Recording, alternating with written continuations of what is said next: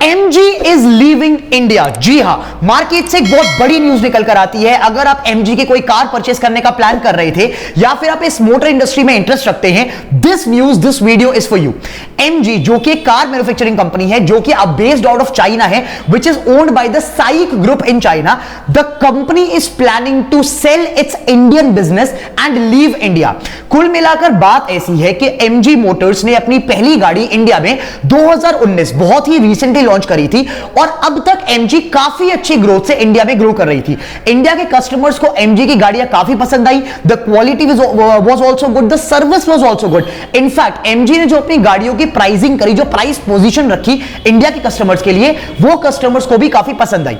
तो कुल मिलाकर MG का धंधा तो बिजनेस तो काफी अच्छा चल रहा था। तो प्रॉब्लम कहां पर आई? सिनेरियो ऐसा है यार कि MG को इंडिया में धंधा करने में, ट्रेड करने में काफी सारी प्रॉब्लम्स हो रही हैं।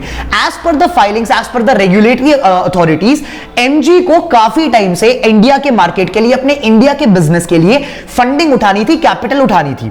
अब जब MG ने अप्रोच करा मिनिस्ट्री ऑफ कॉर्पोरेट अफेयर्स को और जब इसके लिए फाइलिंग करी गई, तो ऐसा माना गया कि पिछले 1.5-2 साल से MG की जो फंडिंग थी, जो कैपिटल रिक्वायरमेंट थी, वो अप्रूव नहीं हो पाई। अब इसके पीछे का जो रीजन है ना, कुल मिलाकर वो रीजन फाइनेंशियल रीजन नहीं है, वो रीजन रेगुलेटरी रीजन नहीं है, वो रीजन लीगल रीजन नहीं है। ऐसा माना जा रहा है कि MG का जो कुल मिलाकर फंड रेज करने का प्लान था, वो इसलिए हॉल्ट पर है क्योंकि ये जियोपॉलिटिकल रीजन हो रहा है। हमने देखा कि पिछले 1-2 सालों से, कोविड के बाद से, इंडिया और चाइना के बीच में काफी सारी टेंशंस हो रही हैं। वो ट्रेड को लेकर भी हो रही हैं, वो बॉर्डर वाइज टेंशंस भी हो रही हैं। इसी की वजह से, क्योंकि चाइना की ये जो MG मोटर्स है, ये चाइना की कंपनी है, it is owned by SAIC motors in China. अब क्योंकि ये कंपनी चाइनीज कंपनी और इंडिया इतना ज्यादा प्रमोट करना नहीं चाहता चाइनीज कंपनीज को, तो इंडिया की जो पॉलिटिकल गवर्नेंस है, that governance is basically halting these operations of MG। अब MG को इंडिया में ऑपरेट करने में काफी ज्यादा प्रॉब्लम्स हो रही हैं। First, as I told you, MG motors को फंडिंग उठानी है, अपने स्टेक्स बेचने हैं, वो पूरे नहीं हो पा रहे हैं, उसके अप्रूवल्स इंडिया के रेगुलेटरी से नहीं मिल पा रहे हैं। Second thing, as per the reports, MG के जो पार्ट्स इंपोर्ट होते हैं, वैसे तो MG की मैन्युफैक्चरिंग यूनिट इंडिया में है, but a lot of things are imported from China as well, lot of raw materials are imported from China as well. Now because MG is a Chinese company, only for that reason MG को subsidies claim नहीं हो पा रही है। MG के जो imports हो रहे हैं उस पर बहुत ज्यादा इश्यूज आ रहे हैं। कुल मिलाकर बात ऐसी है कि MG को इंडिया में धंधा करने में बहुत ज्यादा प्रॉब्लम हो रही है ड्यू टू इंडियाज गवर्नेंस।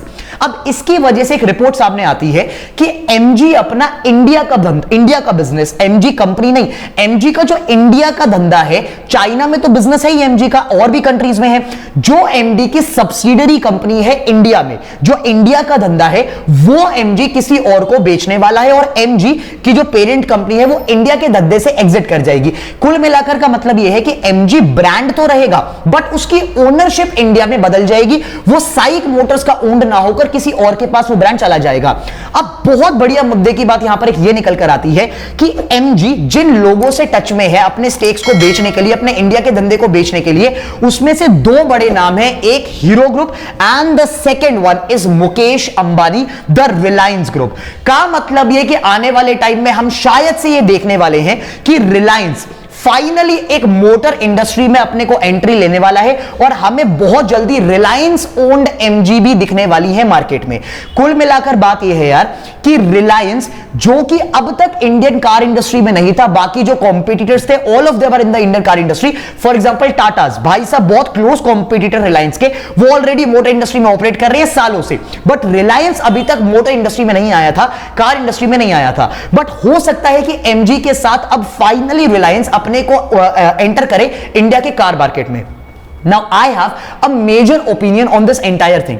देखो यार, कुल मिलाकर बात ऐसी है कि जब ट्रेड की बात आती है ना, तो I feel that when the point of trade comes, ये जियोपॉलिटिक्स वाले मामले सामने नहीं आने चाहिए, स्पेसिफिकली जब मैक्रो ट्रेड्स पर बात होती है।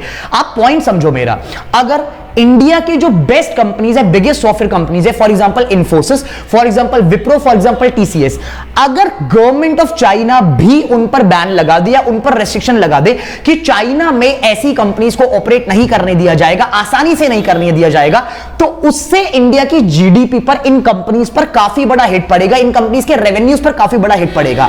Now the same thing is happening in India.